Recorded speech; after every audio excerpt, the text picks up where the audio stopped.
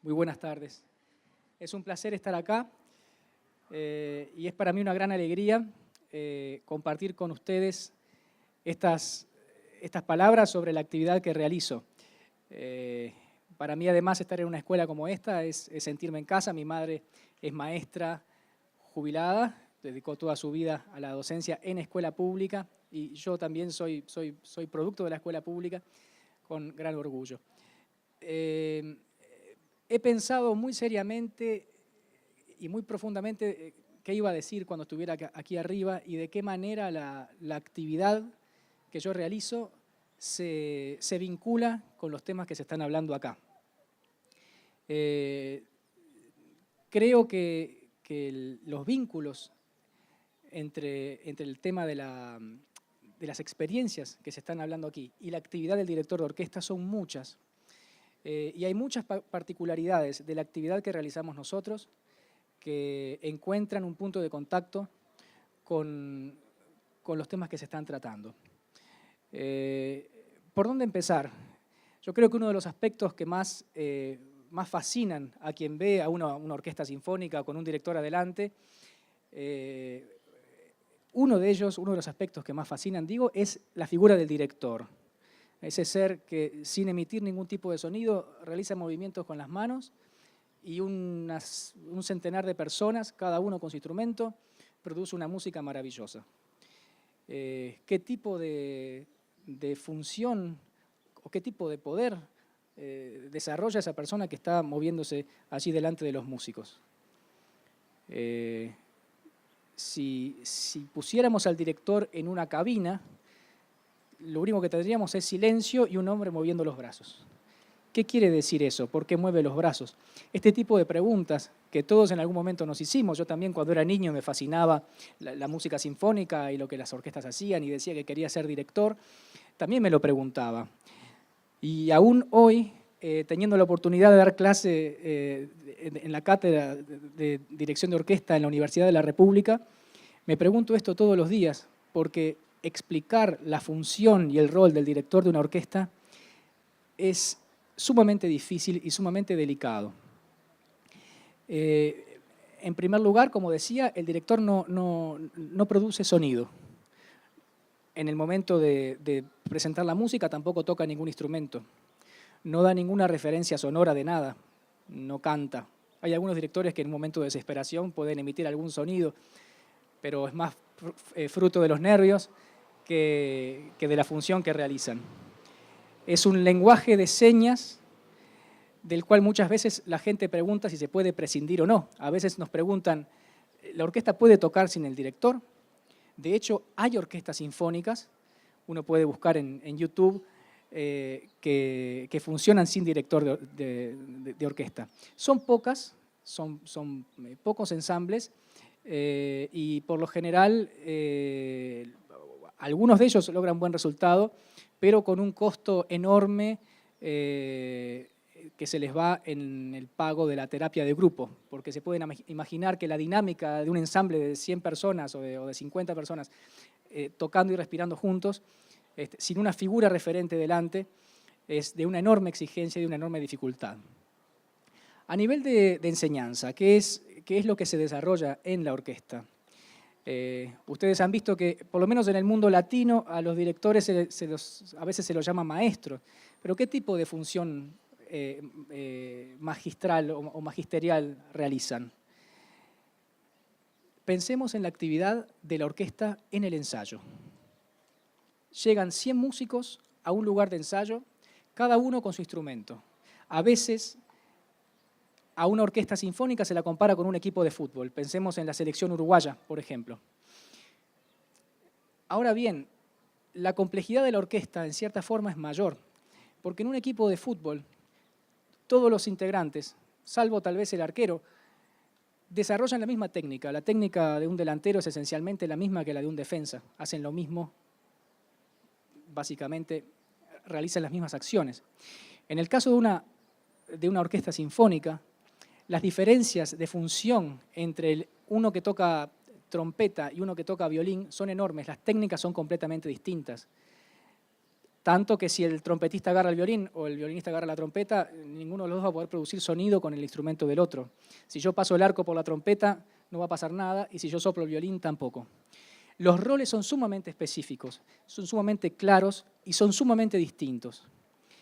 Y esto, si se tiene en cuenta, además, que cada uno de los músicos que están allí en una orquesta profesional posiblemente tengan 15, 20 años de estudio continuo del instrumento desde que eran niños, y que hasta su propio cuerpo se fue haciendo a la forma del instrumento, y así el violinista tiene la marca del violín acá en el cuello, y los músicos de viento desarrollan determinada forma en la boca o en los dientes.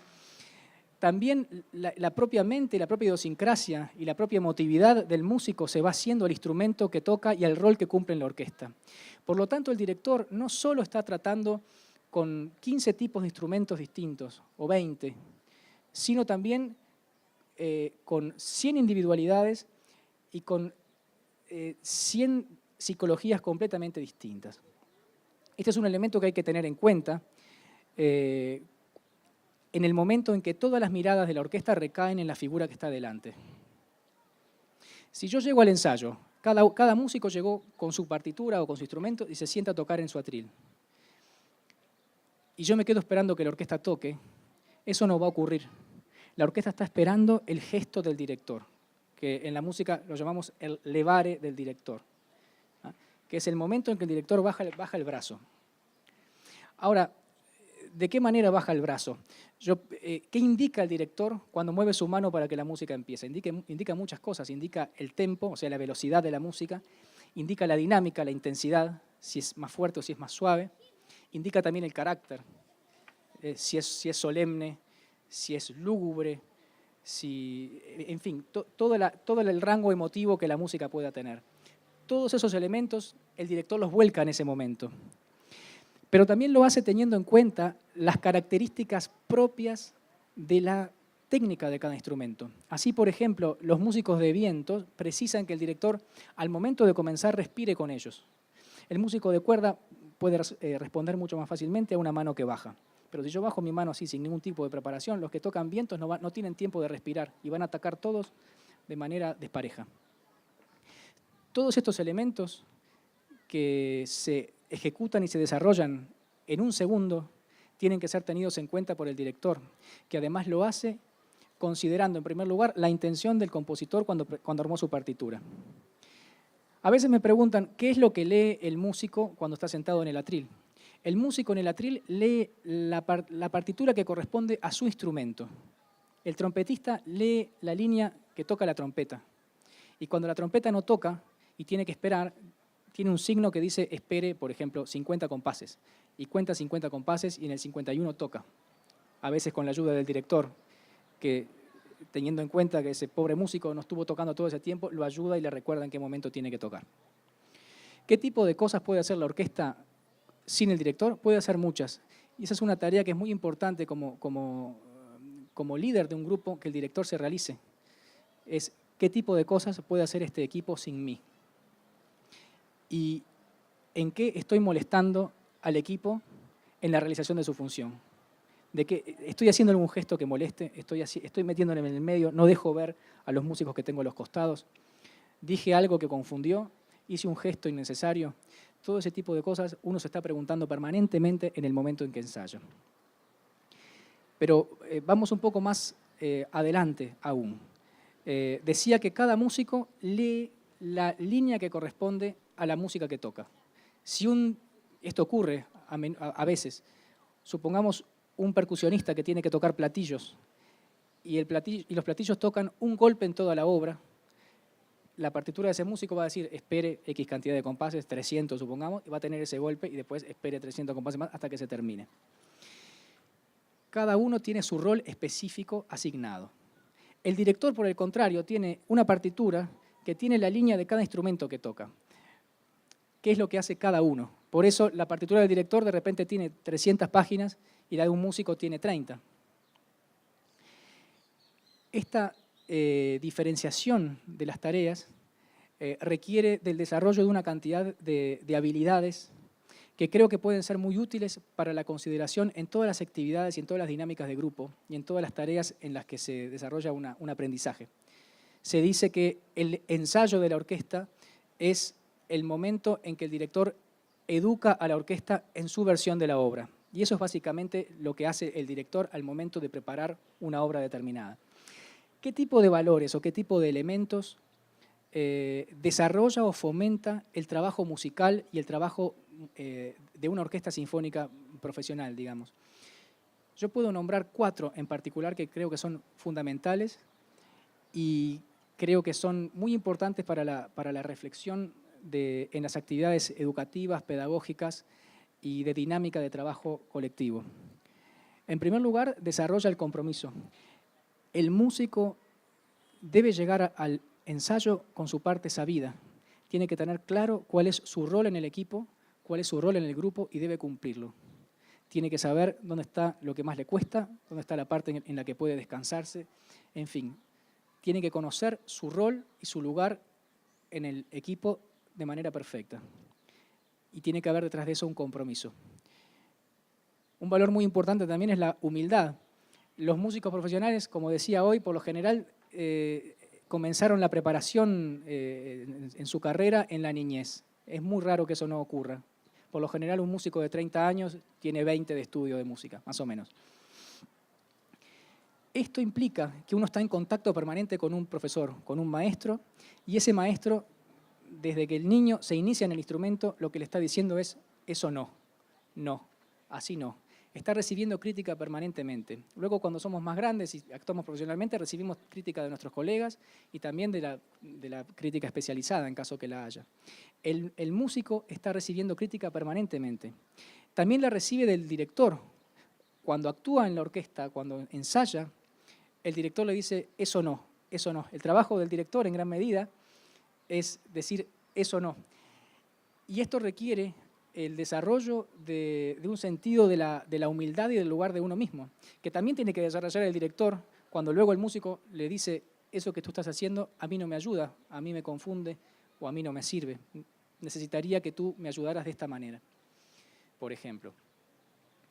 Otro valor importantísimo que el trabajo musical ayuda a realizar, sobre todo en las orquestas, es el de la confianza. La confianza que no es un salto a la nada, sino que es un conocimiento y más bien una creencia en la capacidad del otro que está conmigo y una certeza de que solo con el otro puedo alcanzar el objetivo que tengo. Yo lo vivo muy claramente cuando dirijo ballet, por ejemplo. Seguramente muchos de ustedes hayan concurrido a ver funciones de ballet en los últimos años y han visto que la orquesta se sitúa en el foso, que es una pequeña caja, bueno, una gran caja que está delante de la platea y entre la platea y el escenario donde se ubican los músicos, por debajo del nivel del escenario, sobresale la cabeza del director que está mirando lo que ocurre en el escenario y va trabajando junto con la acción que ocurre arriba. Ningún músico de los que están en el foso tiene idea de qué es lo que está pasando arriba. No saben si el bailarín se cayó, si sigue parado, si hay muchos o si hay pocos. A veces pueden escuchar el ruido de los saltos de las zapatillas pegando en el piso, nada más. Por lo tanto, los músicos en ese caso tienen que desarrollar una confianza en el director que está delante. Cuando el director ve que el bailarín va a realizar su gesto final, baja la mano y la orquesta responde. Los músicos no saben si el director está en lo cierto o no, pero van junto con él a realizar o en busca de su objetivo. Y también cada uno de ellos confía en el otro. El contrabajista confía en que cuando va a atacar esa última nota también lo va a hacer el timbalista, que es un instrumento de percusión y que tiene la misma nota junto con él. Y cuando va a empezar la obra, el contrabajista, además de mirar la mano del director que baja, también mira la mano del timbalista que baja sobre su instrumento para atacar junto con él. Es un juego de confianza permanente. Y el otro elemento que me parece fundamental y es esencial para toda actividad colectiva, y es acaso donde la música tiene más para enseñarnos y más para ofrecernos, es en la escucha. No es posible desarrollar un trabajo musical colectivo o musical, en fin, pero muy especialmente en un gran colectivo como es una orquesta sinfónica, sin un sentido de la escucha realmente desarrollado. Cada músico tiene que tener presente no solo su rol, sino el rol del de al lado. Hoy les decía, el primer contrabajo no ataca sin el timbalista y no ataca sin el director. Y yo si tengo una nota larga que tocar y mi compañero tiene sobre esa nota larga una melodía, tengo que tener presente que el sonido largo que yo emito contiene la melodía que está tocando el compañero. De esa forma, la orquesta se transforma en una especie de atrio, digamos, donde se encuentran distintos elementos que coexisten para lograr una finalidad mayor, que es presentar una obra sinfónica en este caso. Yo aprovecho la oportunidad para animarlos a cada uno de ustedes a acercarse al mundo de la música sinfónica, concretamente de las orquestas sinfónicas, y sacándome cartel de la Orquesta Sinfónica del Sodre. Hemos hecho esfuerzos por tratar de tender puentes y acercarnos, creo que podemos hacer mucho más, pero creo que allí todas las personas que trabajan en el ámbito de la educación y de la formación, de la comunicación también, pueden encontrar una fuente de inspiración y un lugar en el que unos y otros podemos aprender de los demás. Muchas gracias.